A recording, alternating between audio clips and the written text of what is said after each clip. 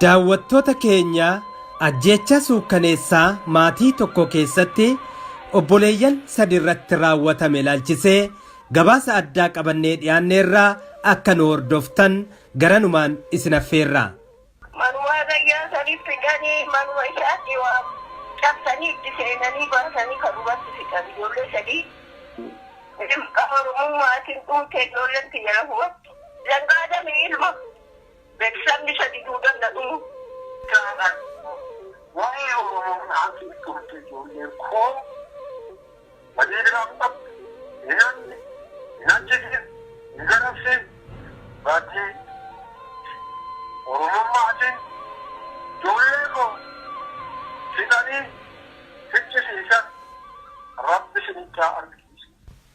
Sagaleen dhageessan kun sagalee obbo Jamaal Huseenii fi haadha warraa isaaniiti.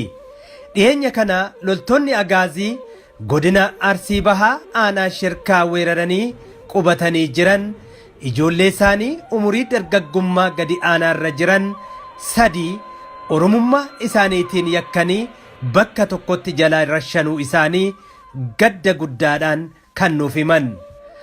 Obbo Jamaal Huseen qonnaan bulaa umurii isaanii manguddummaa keessa jirudha. Ijoollee isaanii sadan rasaasa loltootaa mootummaa Itoophiyaa murnaa komaandi poostii ilmaan Tigraayin durfamaniin gara jabinaan ajjeefaman. Isaanis dargaggoo Marabuu Jamaal, dargaggoo Tolaa Jamaalii fi dargaggoo Abdiisaa Jamaal kan jedhamanidha.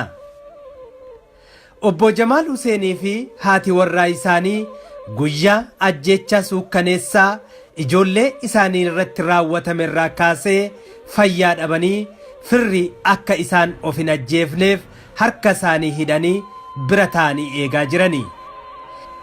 Ijoollee gara jabinaan jalaa ajjeefaman kanneenis jireenya qonnaan bulaatiin rakkadheen guddisaa ture kan nuun jedhan obbo Jamaal ilmi isaanii hangafti Marabuun kutaa 12ffaa reefuu xumuree mana daldalaa xiqqoo banatee obboleeyyansaa nama gargaaraa turedha jedhan.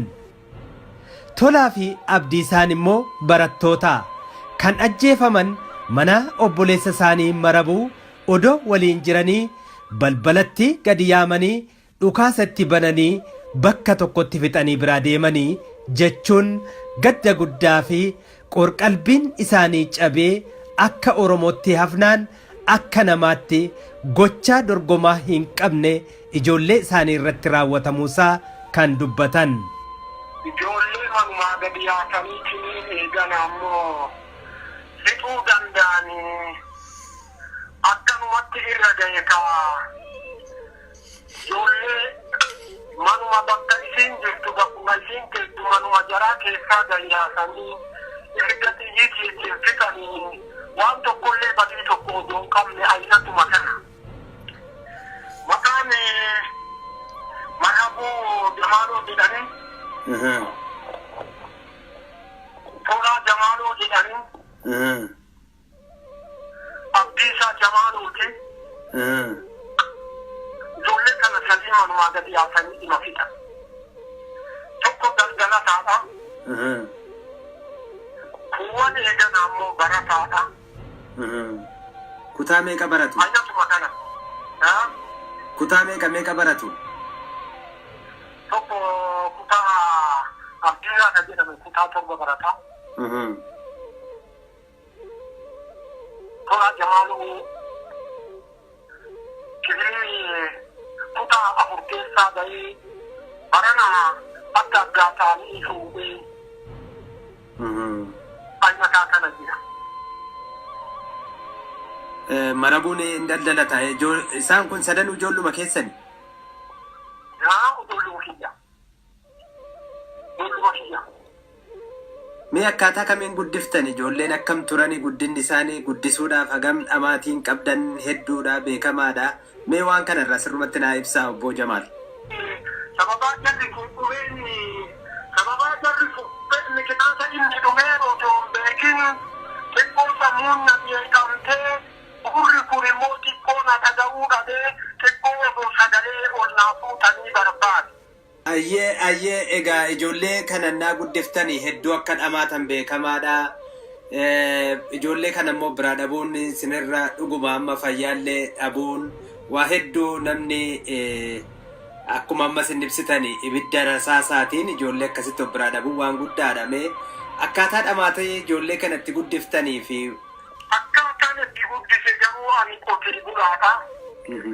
Qotee bulaa osoo ta'u qotee bulaa garuu qonnaan guddisee Marabuu Jamaaloo kan jedhamu kun ani ofii qotee ijoollee kana qonnatti ergu jedhee ofumaa odoo kutaa sagal keessaa jee Marabuu Jamaaloo kun kutaa sagal keessaa jee qonnaan guddisee qotee bulaadha qonnaan guddisee ani wallaalee ilmaan koo hin wallaalin jedhee kutaa sagal keessatti kutaa sagal irratti xiqqoo waan kufee gara daldala adeemee ani qonnaan guddisee.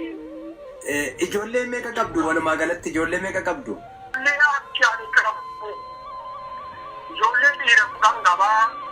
Kurnan keessaa tokkollee barana ji'a naafee keessa na jalaa du'e sun immoo rabbumaaf du'e. Ijoollee dhiira 10 qabaa. Maatii ijoollee immoo dubara 5 qabaa. Ayyataa kana ture. Amma wayita ijoolleen kun amma Marabuunis Tolaanis Abdiisaanis guyyuma tokko wareegamanii lama sadanuu guyyuma tokko sin jalaa ajjeesanii. Daqiiqaa takka keessatti mana Marabuu keessatti gaduma yaasanii bakkuma jarri mana ofii keessatti manuma keessaa gaduma yaasanii irsaa isaan fixan. Warri itti dhukaasee akkas godhu kun eenyu fayyisaan?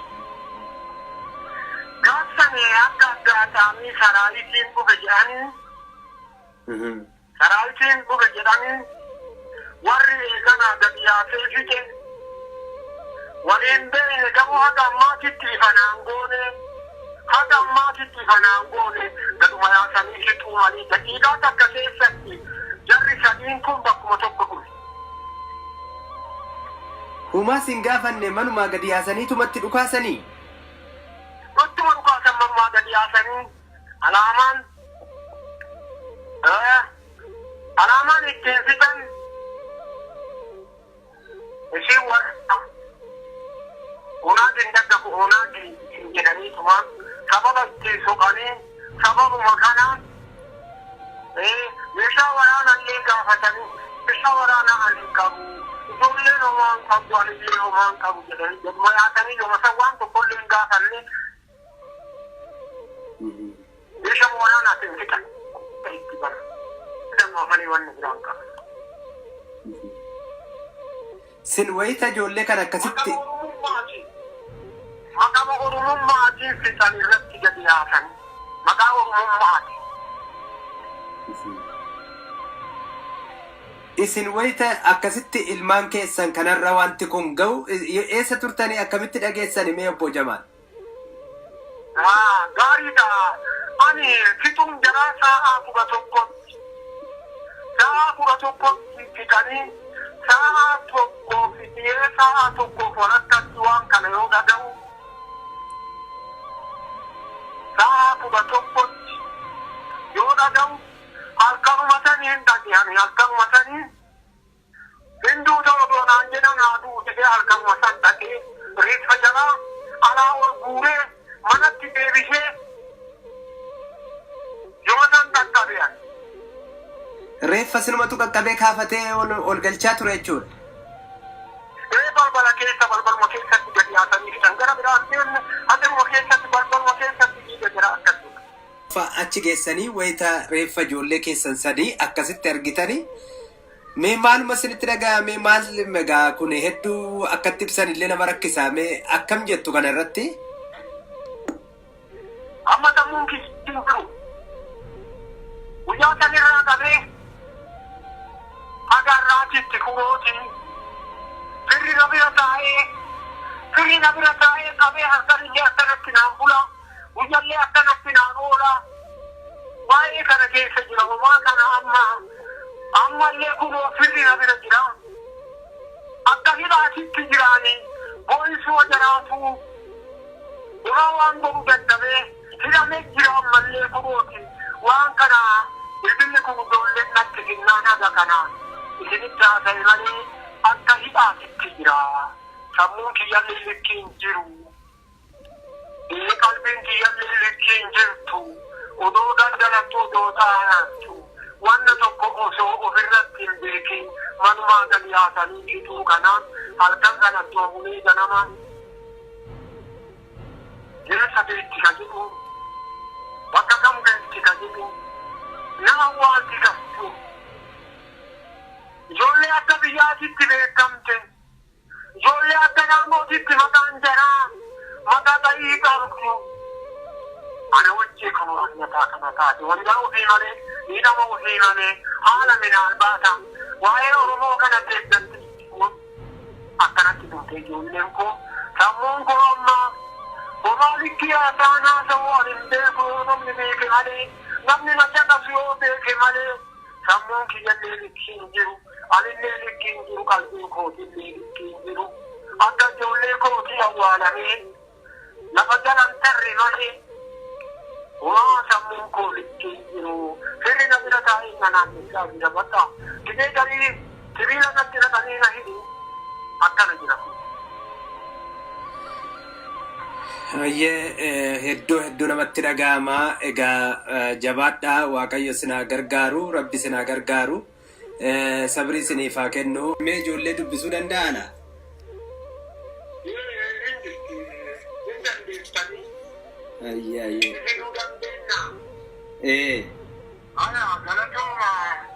Galatoma isinitti haadhan waa'ee Oromoo haasuu turte ijoolleen koo badii biraan qabdu hin hanne hin ajjeesin hin garafsin baatee Oromummaatiin ijoollee koo fidanii fichisiisan Rabbi isinitti haa argisiisu jechuu barbaadeetti biraan geennu. Eeyyee. Merci. Garuu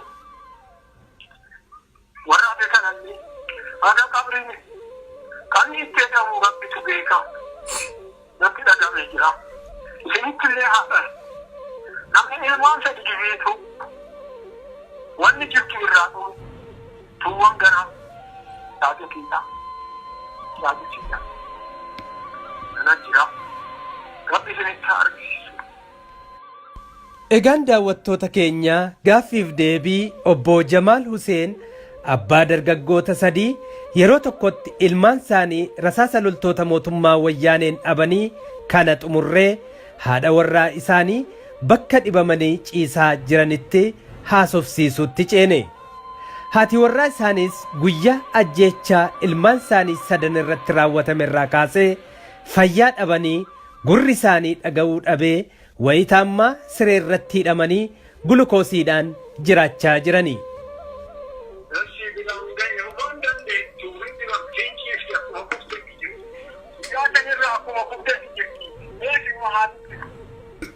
Rabbi sabrii isiniif haa kennu harme eenyu jedhu maqaa keessan? Mee gadda suukkaneessaa isin mudate kana mee nuu ibsaa?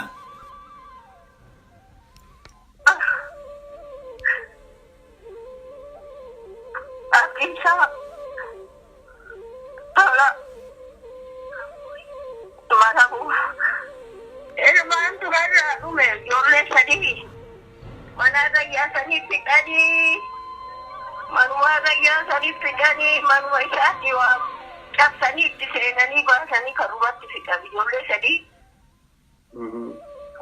Oromummaatiin dhuunfee ijoolleen kiyya hubattu.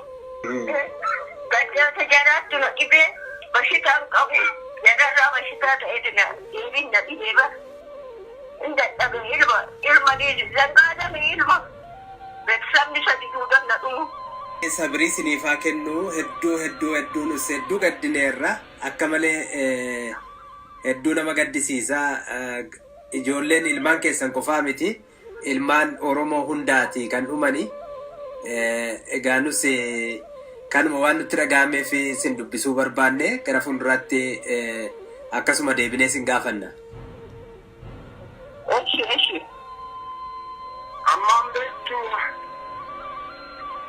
Ammaan beektu amma umaa dadhabamtee dhugatanii mana yaalaa jirti.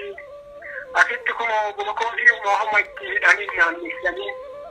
Kanaaf marsii gaariillee qabdu akkuma kiyya gurra hin dhageettu. Gaariidha kaa galatooma haga itti edamnu jiruu keessan jiru jechuu barbaadeeti. Hayyee obbo Jamaan egaa irra deebinee ammas akka Rabbii sabrii isiniif kennu hawwina isinillee fayyaan keessan deebi'ee akkasumas immoo haati warraa keessan fayyaan isaanii deebi'ee isaanis immoo jajjabaatan hawwii qabnu garanumaan isinii ibsina. Egaa ijoollee keessan odoo argitanii balaa rasaasaatiin sin jalaa dhumaniif immoo egaa lubbuu isaanii Rabbii jannataan haa qananiisu jecha egaa hundaafuu yaada nuuf kennitaniif hedduu galatoomaa ulfaadhaan siniin jedha. Galatooma.